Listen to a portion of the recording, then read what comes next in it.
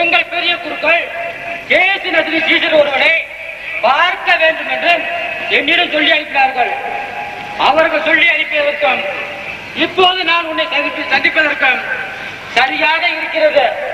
நீ தயவு செய்து எங்களுடைய அரண்மனை வரையில் வந்து போக வேண்டும். சற்று நேரம் நான் சிந்தித்ததற்கும் நீங்கள் இப்பொழுது என்னை வந்து உங்களது தனிரும் சங்கத்தார்கள் என்னை அழைத்து வர சொல்வதற்கும் எனக்கு ஒரே வேலையாக முடிந்து விட்டது. சினேகா, அப்படியானால் வாருங்கள், உங்கள் குருக்களை சந்திக்க செல்வோம். சினேகா, போவோம்.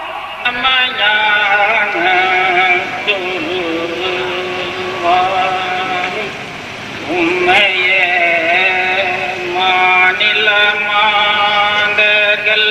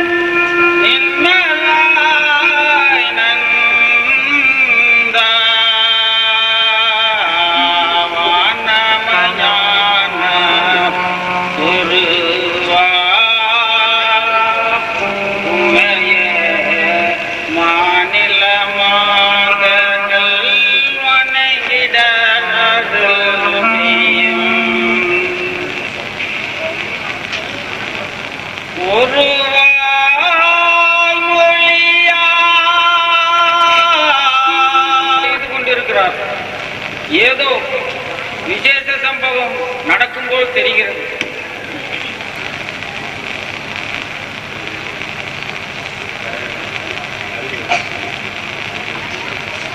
என் நேசமுள்ள மாதாவே, உமக்கு ஒரு விசேஷமான செய்தி அறிவிக்க வந்தோம்.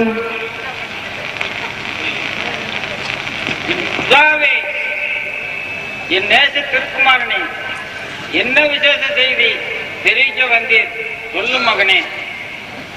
என் நேசமுள்ள தாயாரே, நாம் மனிதருடைய ரட்சணியத்திற்காக பாடுபடும் கால சமீபத்திருக்கிறது. நம்முடைய சீசனாகிய யூதாஸ்காரியோத் என்பவன் 30 வெள்ளிக்காசுக்காக ஆசைப்பட்டு நம்மை சத்ராதிகளுக்கு காட்டி கொடுக்க துணிந்து விட்டான். என் தாயாரே, மகனே, உமக்கு ஈசனாயிருந்த யூதாஸ் உமக்கு துரோகம் செய்து விட்டானா? என் தாயாரே,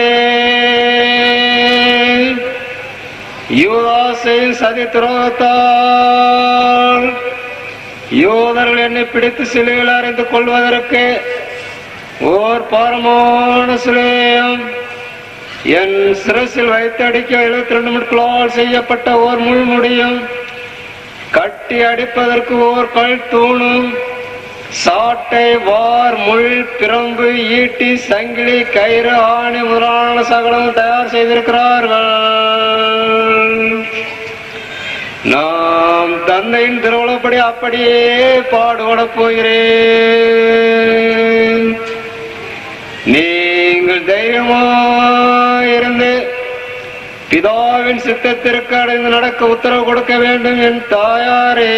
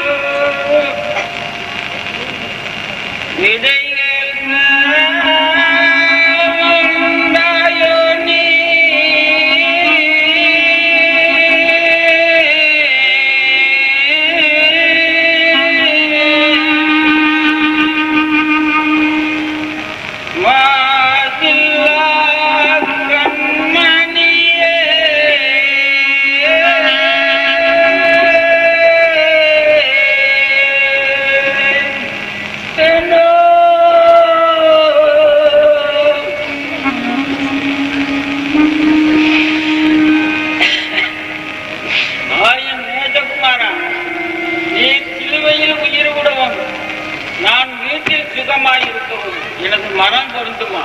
நானும் கூட வருவேன் மகனே. என் நேசத்திற்குமாரனே,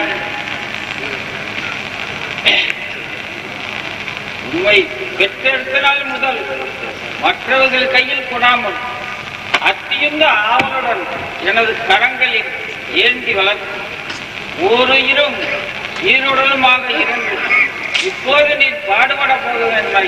நானும் உடன் பாடுவேன் மகனே. அப்படி அல்ல என் தாயாரே, நான் உலகத்தின் ரச்சனைத்திற்காக கடினமான பாடுபட்டு சிலுவையில் மறிக்கவும், நீங்கள் உலகத்தில் உயிரோடு இருக்கவும் பிதாவின் சித்தமாயிருக்கிறது. மேலும் முன்னமே நான் உங்களுக்கு சொன்னது போல மரித்த 3ஆம் நாள் உயர்த்தி மீண்டும் உங்களை காண்பேன். ஆயால் நீங்கள் மனதைரியமாயிருந்து மனு குலத்தின் ரச்சனை வேலைக்காக எனக்கு விடை கொடுக்க வேண்டிய என் தாயாரே. மகனே, உங்களுடையவும் உம்முடையவும் சித்தத்திற்கு கீழ்ப்படிந்து அடியால் சம்மதிக்கிறேன். உன் கரங்களினால் எனக்கு கடைசி ஆசீர்வாதம் தாரும் மகனே.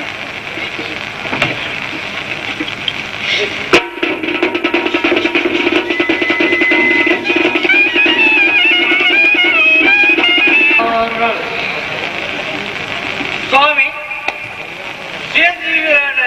கிறிஸ்தான நீதான் என்று நாங்கள் உண்மையாக விசுவசிக்கின்றோம் சுவாமி. சுவாமி,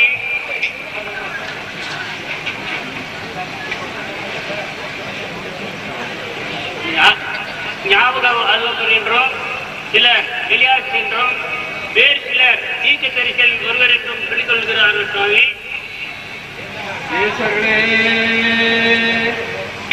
நீங்கள் யாரும் சொல்கிறீர்கள்?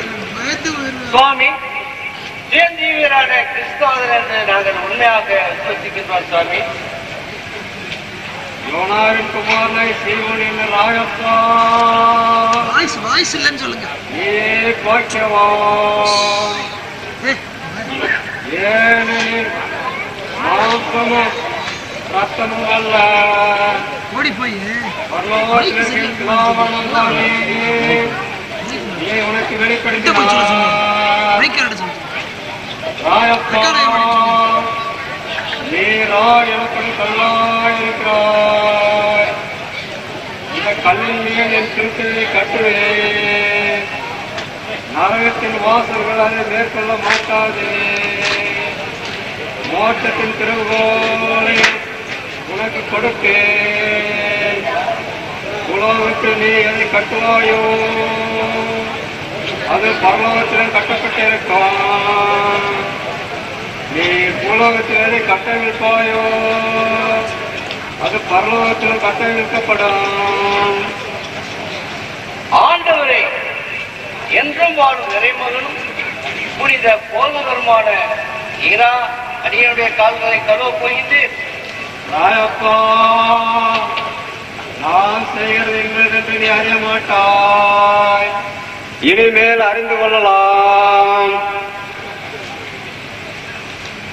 சுவாமி, தேவரின் ஈசனான அடியனுடைய கால்களை கண்ட நான் ஒரு காலம் சம்மதிக்க மாட்டேன் சுவாமி. ராயப்பா, நான் உன்னை கழுவாயிட்டால் நம்மோடு கூட உனக்கு மோட்ச ராஜ்யத்தில் பங்கில்லை என்று மெய்யாகவே மெய்யாகவே உனக்கு சொல்லுகிறோம். ஆண்டவரே, அப்படியானால் என் கால்களை மட்டுமல்ல என் திரேகம் முழுவதும் கழுவுங்கள் சுவாமி. ராயப்பா, ஞானஸ்தானத்தினால் சுத்தரிக்கப்பட்டவனுக்கு கால்கள் மாத்திரமே கழுவ வேண்டியதன்றி மற்ற யாவும் அவனிடத்தில் சுத்தமாயிருக்கிறது. நீங்களோ சுத்தமாயிருக்கிறீர்கள், ஆனால் உங்களில் எல்லோரும் அல்ல.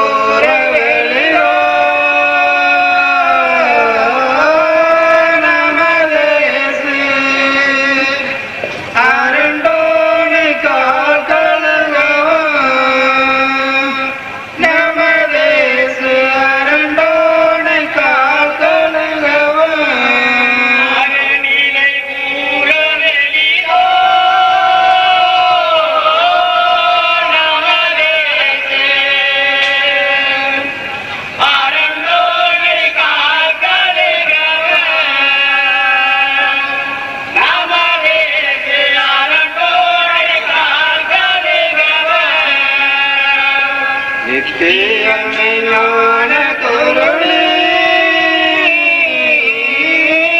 நானடிமை நீதிபர நாயகனுனே நானடிமை நீதிபர நாயகனுனே நித்தியமை ஞான குருளே நான் அடிமை நீதிபர நாயகனுனே நான் அடிமை நீதிபர நாயகனுனே.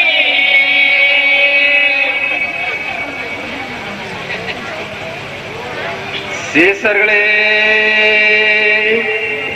நீங்கள் என்னை சர்வேஸ்வருடைய குமாரன் என்றும் ஆண்டவர் என்றும் குருவென்றும் அழைக்கிறீர்கள்.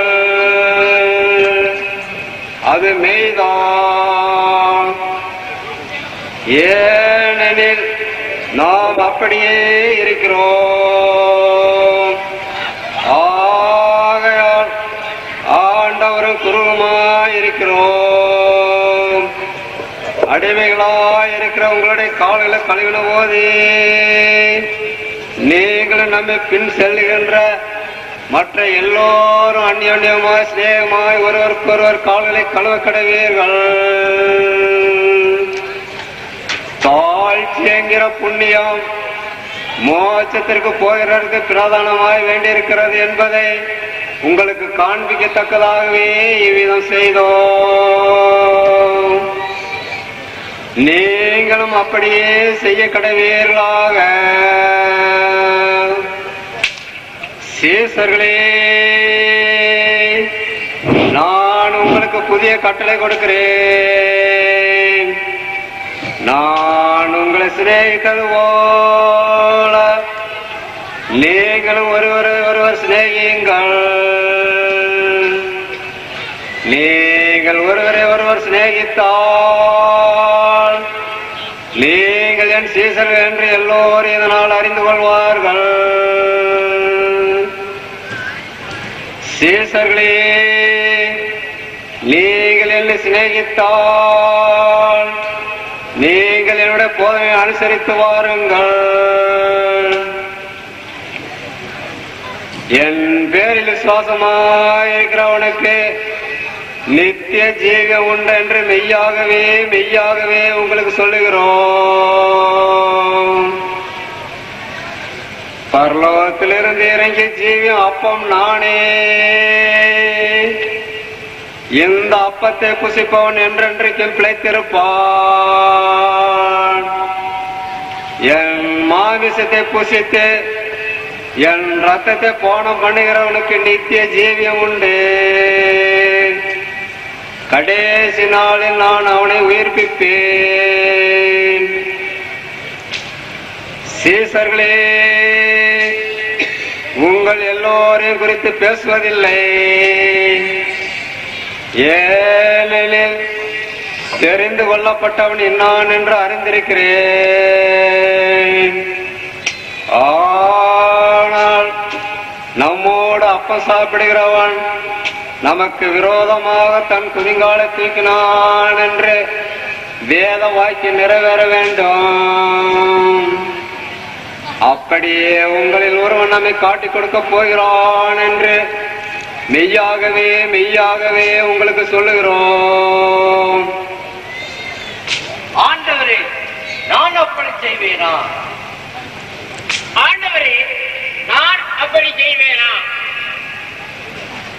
ஆண்டவரே, நான் அப்படி செய்வேனோ? ஆண்டவரே, நான் அப்படி செய்வேனா? ஆண்டவரே, நான் அப்படி செய்வேனா? ஆண்டவரே, நான் அப்படி செய்வேனா? ஆண்டவரே, நான் அப்படி செய்வேனா? ஆண்டவரே, நான் அப்படி செய்வேனா? ஆண்டவரே, நான் அப்படி செய்வேனா? ஆண்டவரே, நான் அப்படி செய்வேனா? ஆண்டவரே, நான் அப்படி செய்வேனா? ஆண்டவரே, அந்த துரோக பாதகத்தை செய்கிறவன் நானோ? நீயே உள்ளபடி சொன்னாய், நீ செய்ய வேண்டியதை செய்.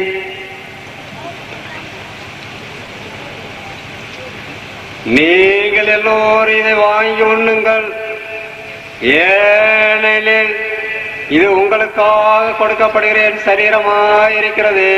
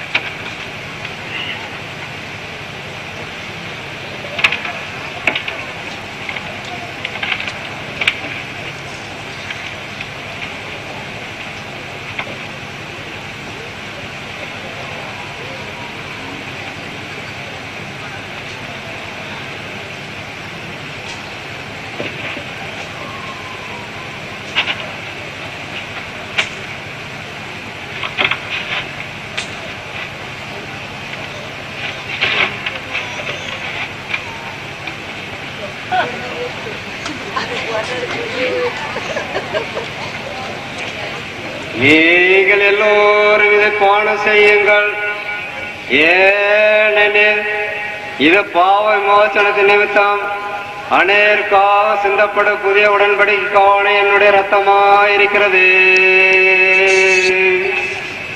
ஆனால் இது முதல் என் பிதாவின் ராஜ்யத்திலே உங்களோடு கூட நவமான திராட்சை பலரசத்தை நான் பானம் பண்ண நாள் வரைக்கும் இதை நான் பானம் பண்ணுவதில்லை என்று மெய்யாகவே மெய்யாகவே உங்களுக்கு சொல்லுகிறோம்.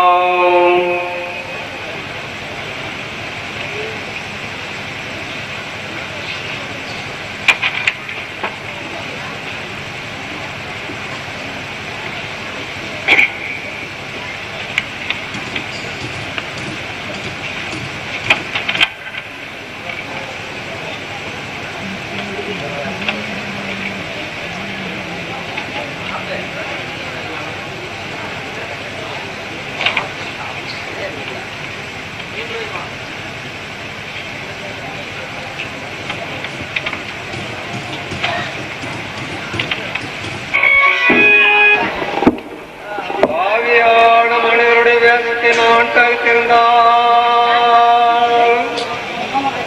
பர்ணவத்தில் உம்மோடு கூட ஒரே சுவமாய் ஒன்றத்திற்கும் நேசகுமாரன் நானல்லவர். நான் எடுத்த இந்த பலவீனமான மரணவாய் துக்க சுவாகம் அடைந்திருக்கும் என் பரிதாபமான கோலத்தை பாரு. என் மீது சுமத்தப்பட்டிருக்கும் உலக மனுக்குலத்தின் பாவச்சுமைகள் எம்மாத்திரம் என்று கணக்கில்லையோ. நான் எவ்வளவுதான் கடினமான பாடுபட்டாலும் என் ரத்தமெல்லாம் சிந்தி என் ஜீவனையே இழந்தாலும் அதன் பலனடையாமல் நித்திய நரகத்திற்கு போகும் ஆத்மாக்களுக்கு கணக்கு இல்லையோ.